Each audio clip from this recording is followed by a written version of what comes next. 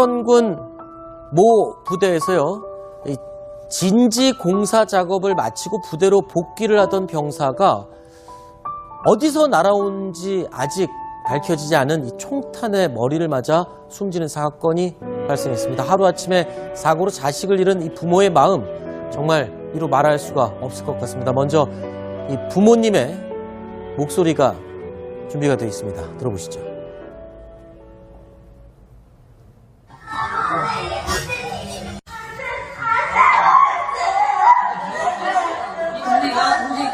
죽은 동생이 밑으로 분들이 생각 군대 보내는 거죠, 이거. 죽은 형 밑으로 동생이 줄줄이 있는데 어떻게 군대를 보내겠냐.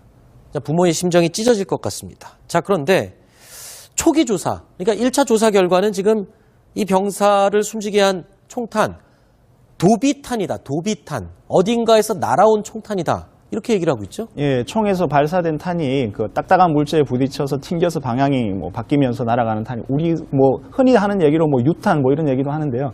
그 영화 왜 라이언 일병 구하기 같은 이런 전쟁 영화 보면은 이게 총 쏜기 어떤 그 장애물 같은데 부딪혀가지고 이렇게 해서 이렇게 또 사람을 마치고 하는 이런 그 개념으로 생각하시면 될 것 같습니다. 자, 그러면 이 도비탄 어딘가에 딱딱한 부분을 맞고 튕겨져서 나왔을 것으로 추정되는 도비탄, 어디서 쏜 총일까요? 자, 보면요, 바로 400m 밖에 사격장이 있었고 이 당시에 한참 사격을 하고 있는 중이었습니다. 그리고 자, 이쪽에 쭉 병사들이 엎드려서 이쪽 방향을 향해서, 사격 방향은 이쪽 방향입니다. 그리고 이 사격장 너머의 도로를 지나던 이 길에서 이 병사가 피격된 것입니다. 자, 그런데 어떻습니까? 400m의 이격거리 정도면은 저기 도비탄에 맞아서 피격될 수 있는 그 정도의 거리가 되나요? 충분히 이론적으로? 어떻습니까? 이게 지금 소총의 유효 사거리가 460m라고 하거든요. 그렇죠. 그럼 유효 사거리 460m면 460m 안에 있으면 어쨌건 총을 쐈을 때 맞아서 죽을 수 있는 그런 거리이기 때문에 저 거리가 400m라는 것은 아마 실제로 직접 쐈다고 해도 그 유효 사거리 안에 들어가고요. 도비탄에 맞아서 글쎄요, 저렇게 총알이 튀어서 저 정도 거리를 가서 맞아서 죽는 경우가 지금까지는 저런 사고가 없었거든요. 지금까지 도비탄에 대한 사고가 한 2건 정도 보고된 바가 있습니다. 2014년에 이제 여기 경기도 고양시에서 그때는 한 1.3km 정도. 그때는 이제 소총의 유효 사거리가 그보다 훨씬 길었기 때문에 1.3km 정도 떨어진 곳에서 이제 도비탄이 날라와서 한 일하던 인부가 김아무개 씨가 맞아서 발목에 부상을 당한 그런 사건이 있었고, 작년에 이제 전라남도 장성에서 그때는 인명 피해는 없었지만 한 2.3km 떨어진 곳에서 도비탄이 날라와서 이제 사무실에 그냥 책상에 꽂히는 이런 사고가 있었지만, 저렇게 사람이 맞아서 이 사망 사고에 이른 것은 처음이었기 때문에. 잠시만요. 그런데 두 번의 과거에 있었던 도비탄 사고의 경우에는 1.2km, 2.4km 거리가 떨어져 있습니다. 그런데 지금 이 사건의 경우에는 불과 400m, 아까 말씀하신 것처럼 이 소총의 유효 사거리 안에 들어가 있습니다. 그렇다면 혹시 누군가가 도비탄이 아니라 누군가가 조준을 해서 쐈을 가능성도 있는 거 아닌가요?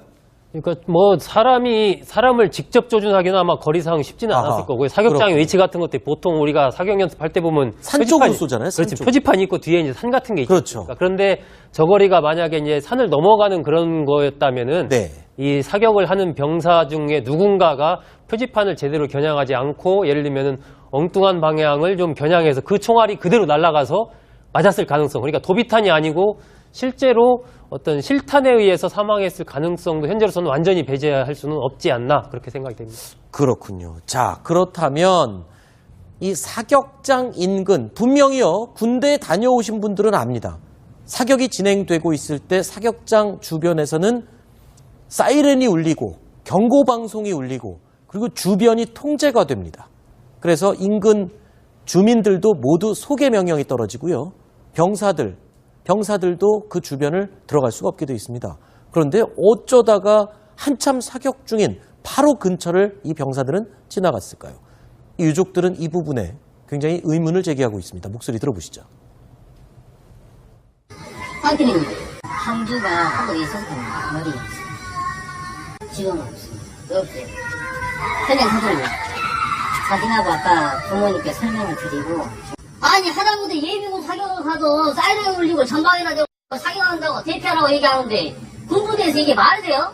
사격하는 부대에서 통제병을 있었는데 그 통제병은 그 해당 소대가 지나갈 때 따로 통제를 하겠다.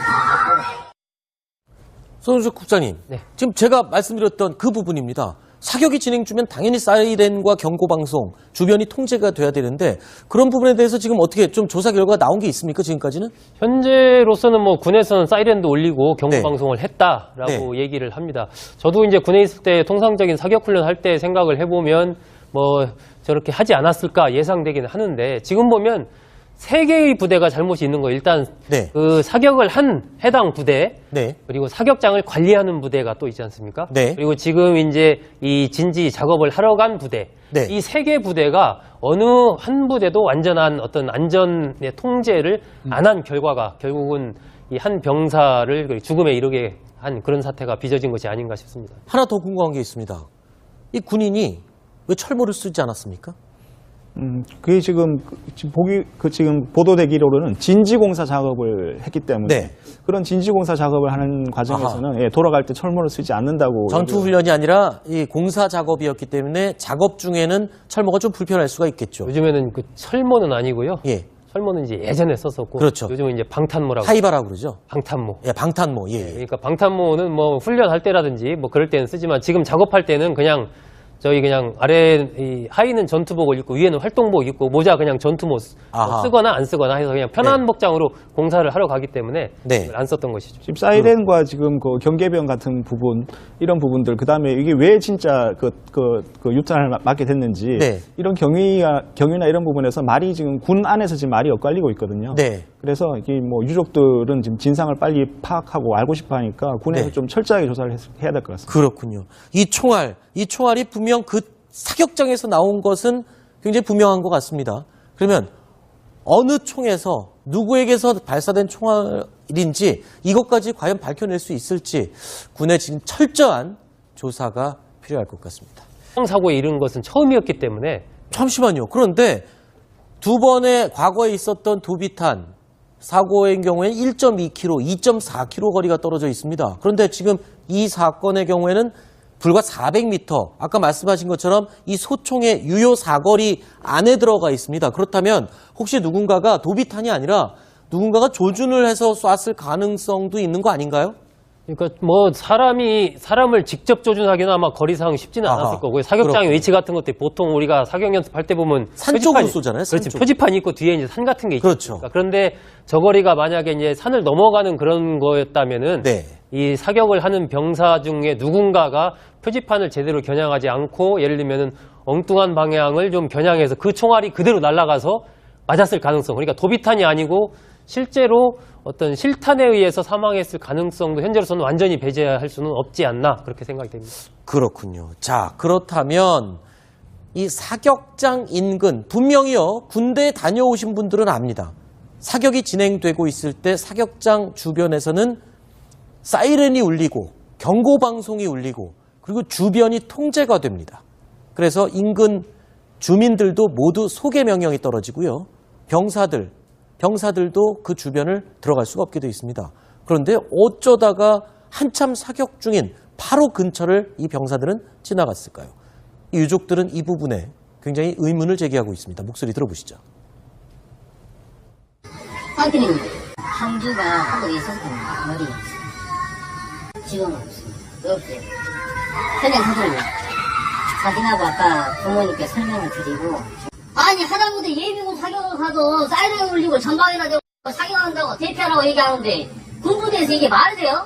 사격하는 부대에서 통제병을 있었는데 그 통제병은 그 해당 소대가 지나갈 때 따로 통제를 하겠다. 손은숙 국장님, 지금 제가 말씀드렸던 그 부분입니다. 사격이 진행 중면 당연히 그 딱딱한 물체에 부딪혀서 튕겨서 방향이 뭐 바뀌면서 날아가는 탄이 우리 뭐 흔히 하는 얘기로 뭐 유탄 뭐 이런 얘기도 하는데요.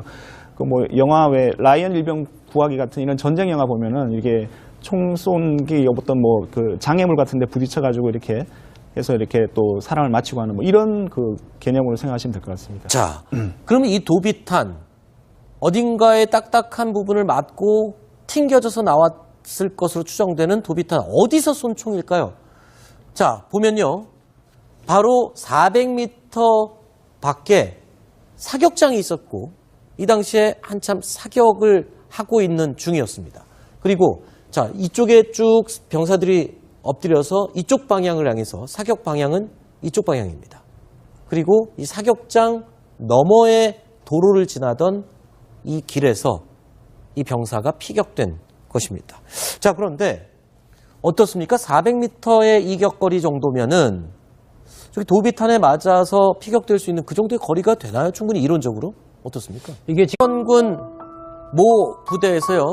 이 진지 공사 작업을 마치고 부대로 복귀를 하던 병사가 어디서 날아온지 아직 밝혀지지 않은 이 총탄에 머리를 맞아 숨지는 사건이 발생했습니다. 하루아침에 사고로 자식을 잃은 이 부모의 마음 정말 이루 말할 수가 없을 것 같습니다. 먼저 이 부모님의 목소리가 준비가 되어 있습니다. 들어보시죠.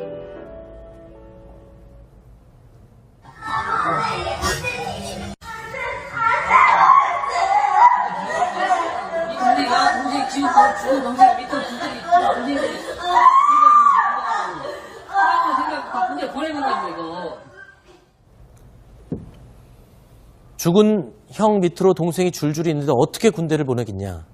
부모의 심정이 찢어질 것 같습니다. 자, 그런데 초기 조사, 그러니까 1차 조사 결과는 지금 이 병사를 숨지게 한 총탄, 도비탄이다. 도비탄. 어딘가에서 날아온 총탄이다. 이렇게 얘기를 하고 있죠. 예, 총에서 발사된 탄이 지금 소총의 유효 사거리가 460m라고 하거든요. 그렇죠. 그럼 유효 사거리 460m면 460m 안에 있으면 어쨌건 총을 쐈을 때 맞아서 죽을 수 있는 네. 그런 거리이기 때문에 저 거리가 400m라는 것은 아마 실제로 직접 쐈다고 해도 그 유효 사거리 안에 들어가고요. 네. 도비탄에 맞아서 글쎄요, 저렇게 총알이 튀어서 저 정도 거리를 가서 맞아서 죽는 경우가 지금까지는 저런 사고가 없었거든요. 네. 지금까지 도비탄에 대한 사고가 한 2건 정도 보고된 바가 있습니다. 네. 2014년에 이제 여기 경기도 고양시에서 네네. 그때는 한 1.3km 정도. 그때는 이제 소총의 유효 사거리가 그보다 훨씬 길었기 때문에 네. 1.3km 정도 떨어진 곳에서 이제 도비탄이 날라와서 한 일하던 인부가 김아무개 씨가 맞아서 발목에 네. 부상을 당한 그런 사건이 있었고 작년에 이제 전라남도 장성에서 네. 그때는 인명 피해는 없었지만 한 2.3km 떨어진 곳에서 도비탄이 날아와서 이제 사무실에 그냥 책상에 꽂히는 네. 이런 사고가 있었지만 저렇게 사람이 맞아서 네. 이 사망